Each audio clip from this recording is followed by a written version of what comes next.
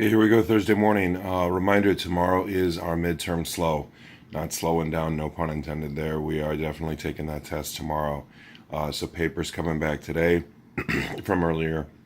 In this week, we've definitely been covering a lot of information about graphs, population growth, how biotic and abiotic factors affect one another, and all of that is on that test.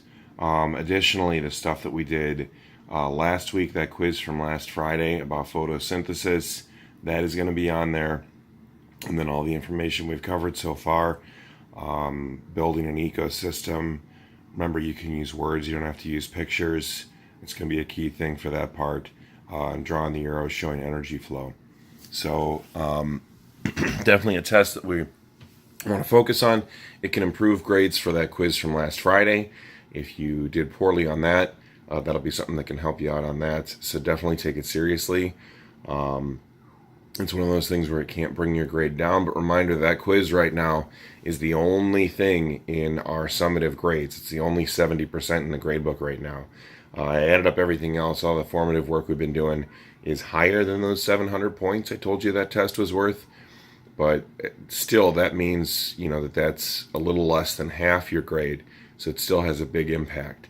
Let's take a look at today's objective. I can identify limiting factors for population growth, and I can determine carrying capacity for an ecosystem from a graph. Okay, so limiting factors for population growth and carrying capacity, those are related terms. Limiting factors are going to be the things that make it so a population cannot get any bigger. If we look at just a human population, which is not typically what we're going to look at, but if we look at a human population, you can consider how when they build a new neighborhood, they try to put a new grocery store in there.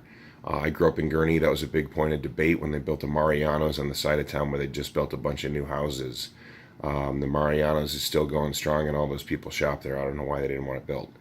And then I can determine carrying capacity for an ecosystem from a graph. If we use that same example of where Mr. Niwam grew up in Gurnee, before they built houses on the west side of town by Gurnee Mills Mall, obviously we could not have more people living in Gurnee, even though the city limits were bigger than that. Those are all farms. So that's a matter of the carrying capacity. And so if we're looking at a graph there, it would have just been graphing the actual number of houses. Again, we're going to be looking at animals and plants, the flora and fauna in an ecosystem, not neighborhoods in northern Lake County, but it kind of gives you a preview of what we're taking a look at today.